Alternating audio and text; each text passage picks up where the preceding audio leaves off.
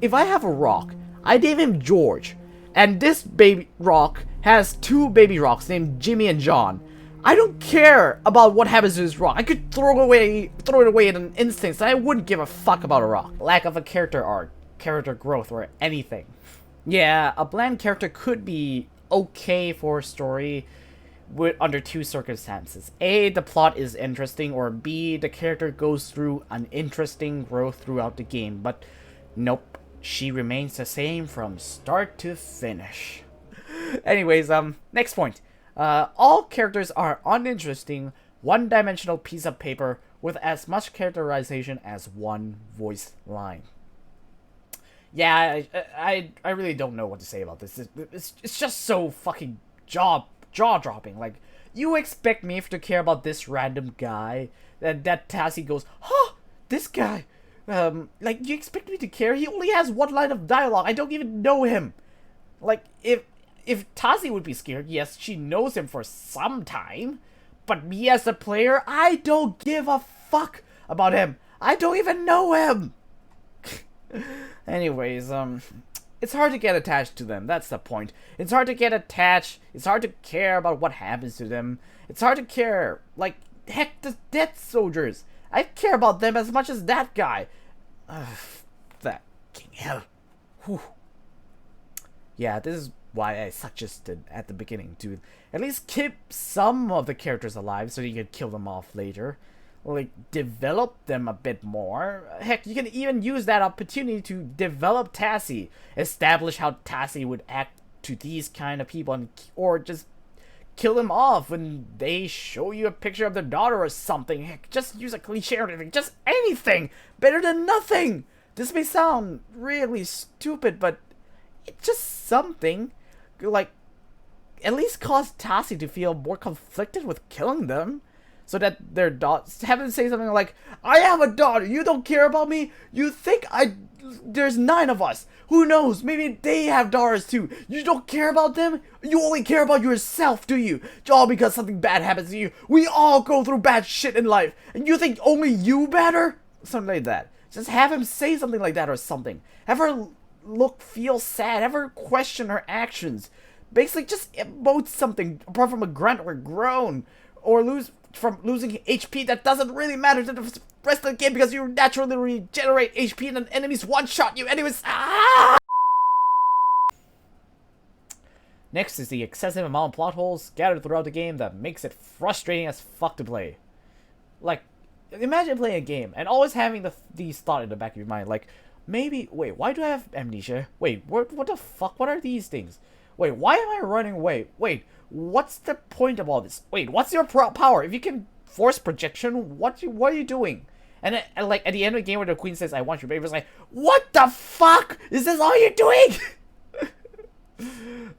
Yeah, I can't fix all these plot holes. It would require a fucking rewrite because these plot holes are connected to the core of the story. So, yeah, that could be a video on its own. So let's just list them out. Alright, point number 1. Why do I have amnesia? Some people say it's because we turn into monsters, but that happens a bunch of times throughout the game, and we don't have amnesia then, so why do we have amnesia when we transform there? Like, what? Do you think, like, every time we die we forgot why we're here or something? Like, every time we die we have to look in our stomach like, wait, why do I have this thing? Right? Is this mine? Who's the husband? Is that every time we die after we met Salim? Is that what happens? Because I have no idea where they're going with the amnesia. Number 2. Why did the Empress pick the most complicated, convoluted way to get a baby? There's multiple ways she could have used to get a baby. Heard of an adoption center? Cloning? Abducting a woman that doesn't want her baby? Heck, use one of the fucking tortured victims and force them to mate and take their baby? I mean, I know that sounds mean and all, but is it meaner than enslaving thousands of people so they can source your eternal life? I say no. Yeah. Right. Okay, how about this? Think about it. In this modern world, you have a problem. I want a baby. You think there's a solution to that? Like, if our world can fix this problem, I'm sure the other world can. Like, what's more advanced? A world that can't even reach Mars, or a world that can travel through dimensions. I really wonder. Why is her power only limited to the desert? It's shown in the end that the teleporter can reach Paris, so why did she pick the most deserted area of Earth? If you had gone to London, put down a sign that said unneeded kids here, I'm sure that a bunch of people there at the time would be willing to do just that. I understand that there are breaches that can help people travel in the desert, but that does not limit the teleporter, does it? Like, she can go anywhere and not leave a trail. Like, she could go to London and don't have to worry about what people think. If she's trying to keep everything a secret, she can definitely do that. Like, lure someone into the alleyway, kill them, and abduct them. Number 4. It is never explained why the baby grows so fast. Let's say we just, well, I don't know, blacked out for 9 months or something. Let's say that's the case. Like, if we blacked out for 9 months, and that's what happened, how did the doctor survive 9 months with his school friend and remain this hot? No homo. What sustain does? Or, heck, even the baby. Moms do need to eat a lot so that the baby will get enough sustenance to survive, right? Like, moms eat for the sake of their baby, too. Why do you think drinking wine is bad? Because the baby gets some of that wine, too. Like, what sustains us? And what flesh does this baby use to create itself? Like, babies don't just poof out of thin air. They use the flesh from that the mothers give them, and they grow from that. They grow from that, just so you know. They create their cells, and the cells grow, multiply slowly, slowly, slowly, slowly. Okay. Yeah, let's not ask questions. Asking questions are for gay people. Never mind. Number 5. What sustained all these ghouls? Are there really enough humans to sustain or satisfy all these ghouls' hunger? They eat meat, so that means they need sustenance to survive. Unless their pastime or something to chew on meat while making stupid noises. Like, if the ghouls really do need to eat, well, I think our world would be dead. Like, imagine, look at all these ghouls, alright? Look at all these ghouls. And imagine them eating the village every day. How many people is that? Like, what? Fucking hundreds, I guess? Tens? 50s? I don't know, 50 people die each day. A month pass and there's, like, what? 3,000 humans? You think the fucking villagers won't think about that? You think the fucking Nat Geo Geographic wouldn't come here or something? I know it's a 1919 fuck. Sorry. I know it's the 19th century, but why? Like, is there really enough human to sustain these things? Oh yeah, number 6. If she's capable of using Force Ghost, why the fuck didn't she reach elsewhere? I mean, if I wanted a baby and had the power of Force Ghost, I would just look around for someone who's about to abandon and ask for their baby. What's the extent of her powers, anyway? Oh yeah, that's point number 8, by the way. What's the extent of her power? If she has control over the ghouls, why didn't she just order them to capture Tassie and put her in a cage for 9 months? Not like the queen cares about consent at this point, anyways. I say that's a better plan than having Tassie run around the desert hoping the baby doesn't die. Don't like that always happened. What? Like, what? Why did the queen let her get back home? It's not like does she not have the power or something?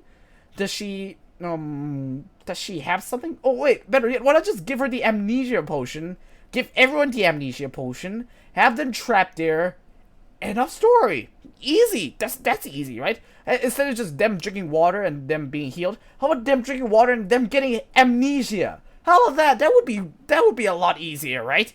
Like, they pass out for a while, then they wake up, they have no memory, and she doesn't even know she has a baby. Like, easy. That's a way simpler way to do it. Okay. I could come up with more. But that's all I could think of off the top of my head, and that's all that really relevant to me, by the way.